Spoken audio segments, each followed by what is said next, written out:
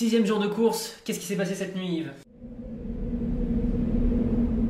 Là, on voit bien que les deux concurrents, IDEC et Massif, sont en quasi route directe sur la Guadeloupe, qu'on voit là, c'est les petits traits bleus, hein, c'est les dévents associés aux îles.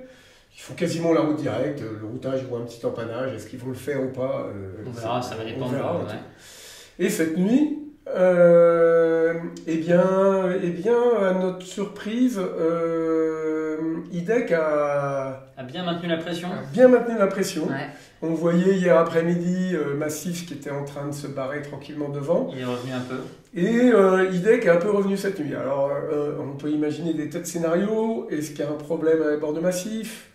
Est-ce que c'est un problème de voile qui empêcherait d'aller à 100% de la vitesse? Est-ce que c'est un problème... C'était uniquement sur le bord tribord, parce que là, il se retrouve à des vitesses correctes sur bâbord. Pas tout à fait, c'était à la fin du bord bâbord, et pendant le bord tribord, il allait un peu moins vite. En tout cas, quand il allait aussi vite, il allait plus serré. D'accord. Donc on peut imaginer des tas de scénarios, c'est très difficile, on demandera à François d'arriver. Ouais.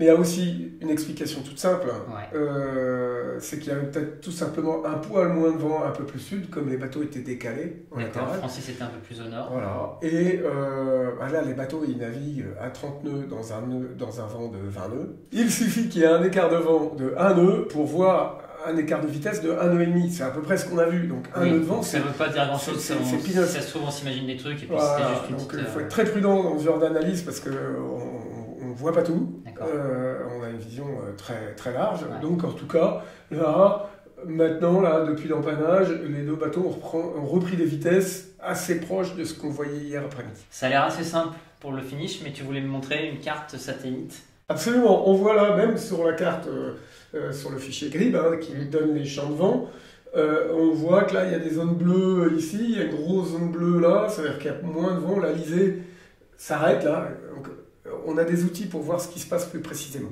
Alors là, on est passé sur une photo satellite, Yves. On repère nos deux bateaux là qui sont en route vers la Guadeloupe. Et là, on voit qu'il y a des taches bleues et colorées. Qu'est-ce que c'est?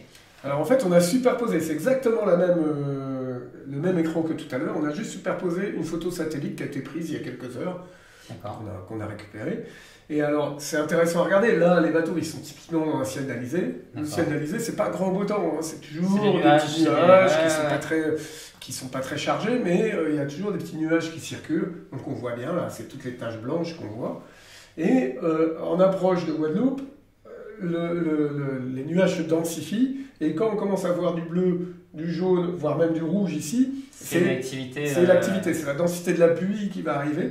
Et alors quand il commence à pleuvoir dans ces nuages-là, ça perturbe énormément le vent, dans un sens ou dans l'autre. C'est-à-dire que selon l'endroit où tu es situé par rapport au nuage, ça va accélérer le vent, ou alors ça va complètement aspirer le vent et te retrouver dans les zones sans vent et le faire changer en direction. Enfin, c'est compliqué à gérer.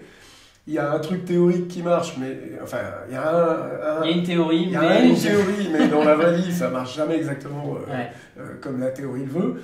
C'est compliqué. Donc l'approche finale des bateaux, elle va pas être si simple que ça là. Elle va pas être si simple que ça. En ce moment, il pleut en Guadeloupe et il pleut en Guadeloupe pendant 3-4 jours à venir là. C'est la Bretagne en Guadeloupe en ce moment. Ah bah oui, regardez, si vous regardez la webcam de Sainte-Anne sur les dernières 24 heures, on voit que c'est pas vraiment le cliché du soleil en Guadeloupe.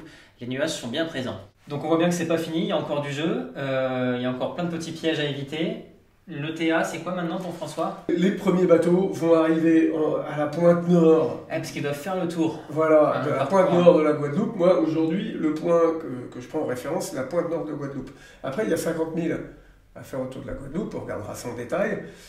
Mais grosso modo, demain, vers 15-16 heures, heure française, les premiers bateaux arriveront en vue de la Guadeloupe. D'accord, donc en fait, François va arriver pour le JT de 20 heures, quoi. Il fait ça bien. Si les professionnels jusqu'au bout, c'est ce qu'il fait.